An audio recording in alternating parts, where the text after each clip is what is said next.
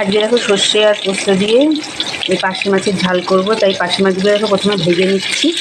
পার্শেগুলো বেশ ছোটো ছোটো, এই ছোটো ছোটো পার্শে মাছগুলো খেতে বেশ ভালো লাগে।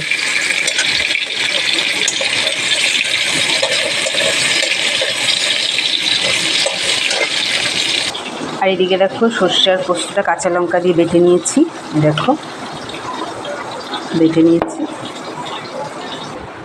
দেখো মাছগুলো ভেজে এখানে তুলে রেখেছি। এবার হালকাটা ভাজলেই হয়ে যাবে।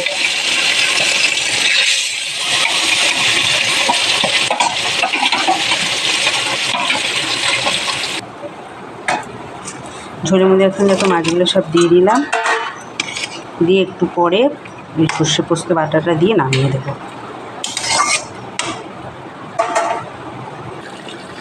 দেখো মাছের ঝালটা সর্ষে পোস্ত দিয়ে ঝালটা হয়ে এসছে। এবার